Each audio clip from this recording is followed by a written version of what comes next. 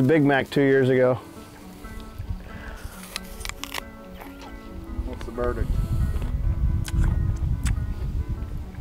They're a little bitter yet, but you can still taste the sweetness.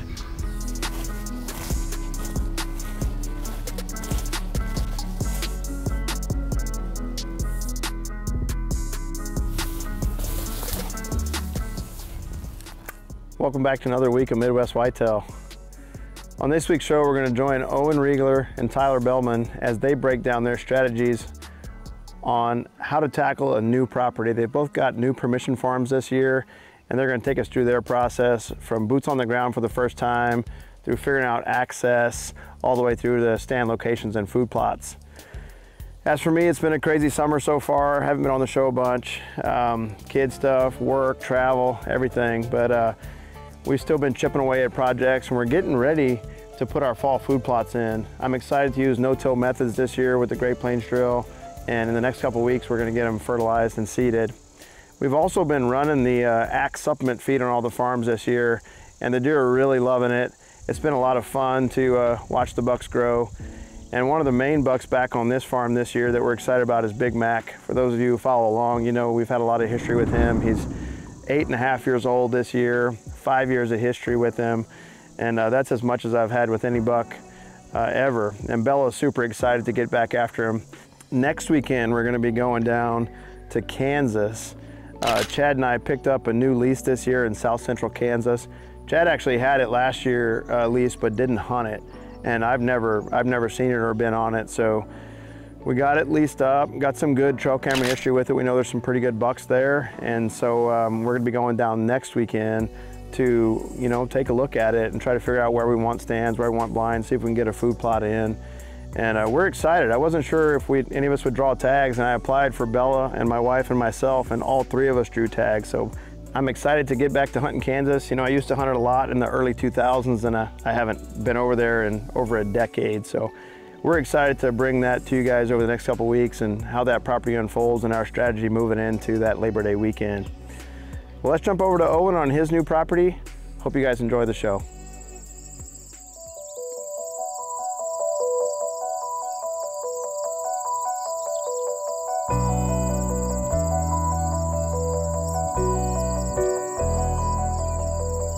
Well, I'm a little giddy with excitement today. I landed a new permission farm. I haven't had one of those in quite a while. I figured there isn't a better time to take you guys with me and show you how I would tackle a property like this. I figure you guys go through the same thing, gaining properties, losing properties, and I've never stepped foot on this property, so it'll be interesting to get in there, tackle this, see where we want food, where we want stands. For today, I'm limited a little bit on where I can put food. The landowner was gracious enough to allow me to put a food plot in, but he told me where it had to be and like what section. So we're gonna go down to that and tackle that. We'll start where we always start with access, see how we're gonna access that. Then I'm gonna pick my tree out, and then I'm gonna pick out the shape of that food plot based on where that tree is at. So that's what we wanna figure out today. We've got Devin coming with the tractor and the mower, so we're gonna try and tackle all that today and see how it goes.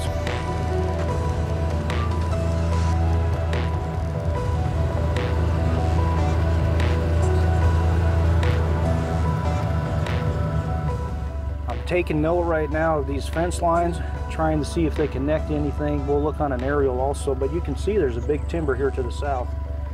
So you got to figure a lot of the game's going to come from the south coming this way, and I've noticed we've got corn to the north, so the general movement should be that way in the evening, from the south to the north, and then obviously reverse in the mornings. But so we'll take these fence lines into account. They're great connectors, you know, rut connectors, big bucks that follow those fence lines all the time. So that's the first thing we're looking at. Let's go take a look and see if we can find where this food plot goes. Acorns on that. Depending on where you're from, those are acorns or acorns.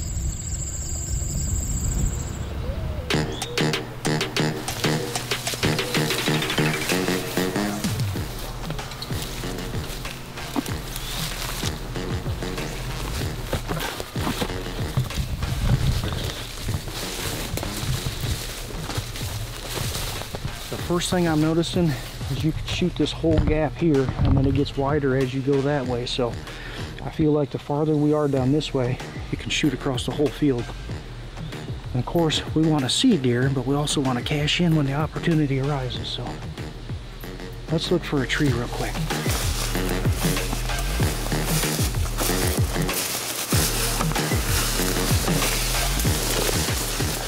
I found exactly what I was looking for. There's a creek that comes in from the road, and here's a little drainage that runs into that. So you can walk the creek up, hop into this drainage, and we'll see if we can find a tree that we can just pop right up out of this drainage. So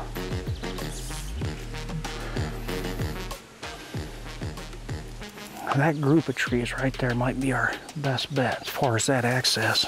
We'll head it on a little farther this direction, see what we can find. I don't know why I'm talking quiet. It's like, I'm in the woods. It's what we do. We talk quiet. Oh, that looks like a nice one for access. Look at that. Little sand bottom to it. Sweet. We know our access.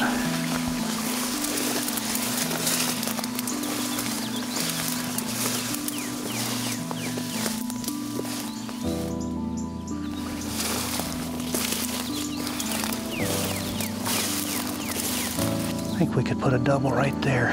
What is that, a maple, I think? Pop out of that creek right into that. So I've got one spot picked so far, right there. That's gonna bring us out of range of the main food plot. I don't love that. But anything walking the creek that they do naturally, it puts us right in death row on that. So where I would really like a tree is out here where I could cover the whole width of this. And so that's gonna be back that direction. Another thing to take note on is you can see this hill right here. On a west wind, the closer you get to that hill, the more chance it's gonna wrap around and get a backdraft on that. So if you're gonna hunt it in an evening, keep in mind after that sun sets, your thermal's gonna roll down this hill toward the creek. So we wanna be on this side for an evening. Most times. Whew. Picked a good day for a walk. It's hot. I think we've got to have one tree stand right here. We can shoot across this whole thing. And then I'd like one back there by the river also. So let's look at these two options.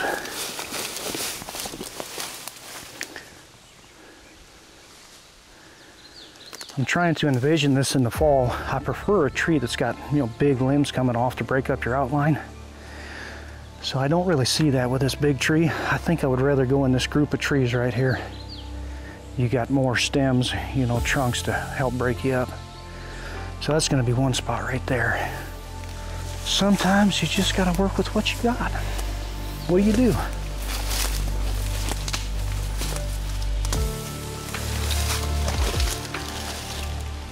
That guy right there, I think we can make work. Can shoot that easy. Right here's our access. There's that drainage coming up, just 10 yards from this. First we started with our access. We've got this creek running in and a drainage brings us to these trees right along the creek. So there's my access. Then I found the tree I wanted. I don't want to shape my food plot until I know where my tree is, so you don't mess yourself up on a wind direction. So now we're going to shape the plot based on this. So we'll hunt this on a west or a southwest, which is going to carry this way. And I don't know why I'm whispering, don't ask me. It just happens. All right, where's Davinsky at? I've got to call the landowner and make sure it's okay with him to mow this. There's a lot of little oaks popping up, so I need to talk to him about that, make sure that's okay before we mow that. But if so, I would like this little cove right here to be part of our plot. It'll have to get skinny one side or the other of this. Obviously don't mow anything, see like this oak right here? Don't mow anything that big. We'll just mow around all that. And I don't know if you can even get through this side here or not. And then as you go out there, that's gonna open up more yet. I'm gonna set this tracker on Onyx to tracker, and this will actually record everywhere I walk. So we can map out this food plot just like this, and then I can give this to Devin to mow this. So great little feature they've got.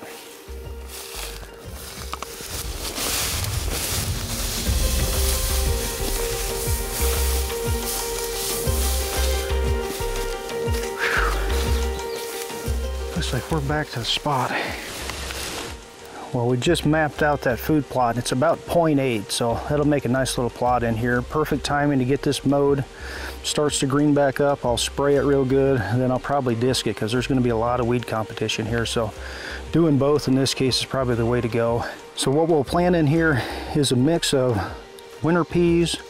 I'll do all broadleaves, and I'll tell you why here in a second, because we're talking about that weed competition. So I'll do brassicas, turnips, radish, winter peas, and probably a crimson clover, a quick growing clover. And if you keep it all broadleaf to start with, you can come back and still spray for grasses, which might be important on a spot like this. You can kill the grass and you still have all your broadleaf. Then if you want to come back later and spread something like winter rye, winter wheat, anything like that, you can always come back and do that later. You know, we get a lot of, or I do anyway, I get a lot of heat, trouble, you know, hunting over food sometimes. But, you know, it's the difference between having a quality hunt, seeing, you know, 15 deer, having the hunt of your lifetime, and seeing nothing sometimes. So I don't know why you wouldn't do that, honestly. So I'm pretty excited to put some food in here and see if we can get this movement coming from the south, heading north up to that corn, and get them to use this little spot right here. So pretty exciting, and I can't wait to get going on it. You know, I cast a wide net, and we exhaust all leads trying to hunt big deer and just have a quality hunt. So anytime you get a lead from somebody, maybe you get permission to hunt somewhere, don't go, at least get your cameras out. Maybe that's where the giant's at. You just never know. There's been a lot of times I've done that, you know, just chase down what you thought would be a lead that would never turn out to anything, and you're hunting the biggest deer of your life. So you just never know.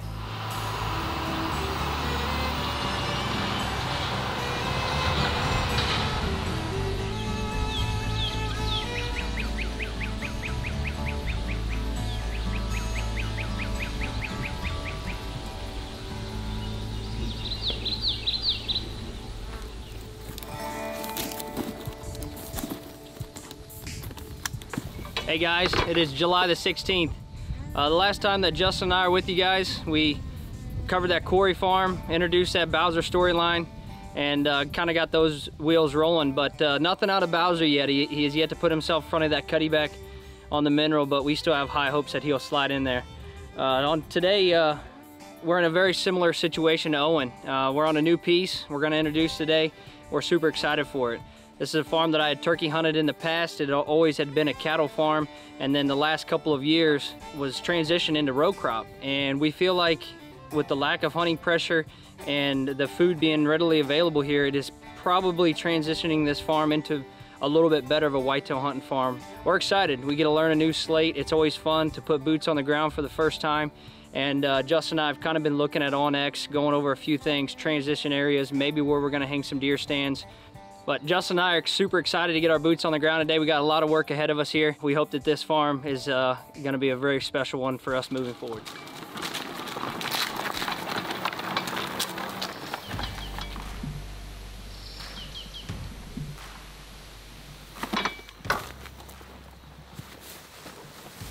What do you think, man?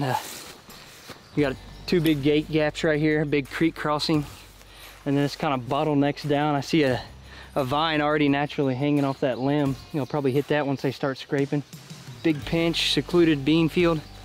I think we probably better put a cutty back right there. What do you think? Yeah, I think so. At least looks good to me.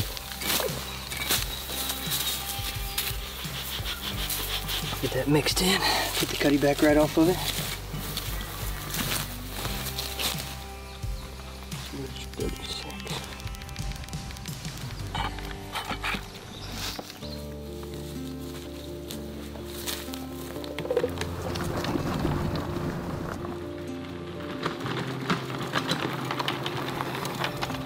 So this is one of the spots that Justin and I were discussing. Historically in the past, we've had really good luck on green soybean fields early. You know, first couple of days of season, when we do get a temperature drop well into October, these soybeans stay green.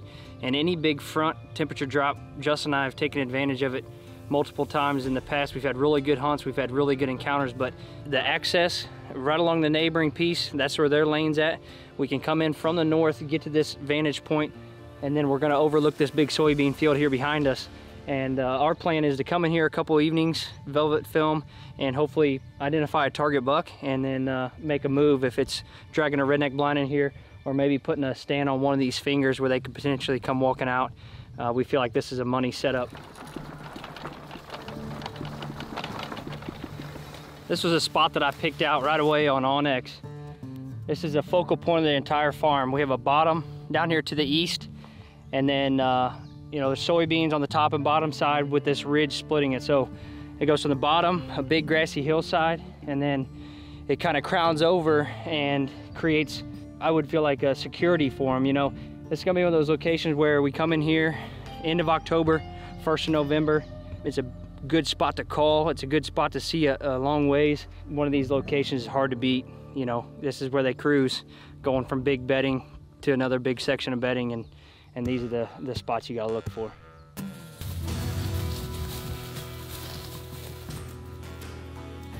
That'll work well.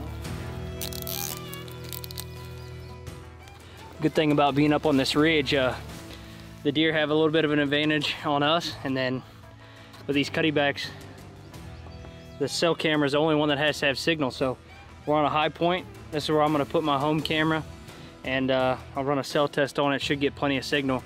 And then I'm gonna daisy chain out the links all down through these bottoms and in the other areas that don't get service. So it's a really cool thing about cuttybacks. Only one camera has to have cell service. The rest can be in the deep ravines and valleys, and they all link together and send it right to your phone.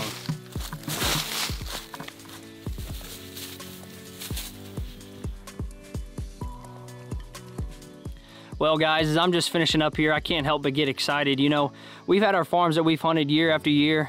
At the end of the year, you know what deer have made it. That next year, your food plots don't change a whole lot, and you kind of know what you're getting yourself into moving forward. So when you get your boots on the ground on a brand new piece of property, and for me, one that I've never whitetail hunted, the anticipation really starts to grow quickly. You know, there's a lot of things that you can take away from just walking a farm and the small details, and I'm gonna use that to my advantage moving forward. In the past, I have jumped on farms and got a little too aggressive at the wrong times. Right now, it's still early. These deer are gonna move in as they start to scrape and stuff into September. That's whenever I'm gonna sit back a little bit further, especially on a new big piece like this. I think it could be very special. I don't wanna count my chickens before they hatch, but I think that there could be 1 or 2 really good deer in here that we're gonna be chasing. So we hope that you guys enjoyed this week's episode. Make sure to tune in next week to Midwest Whitetail.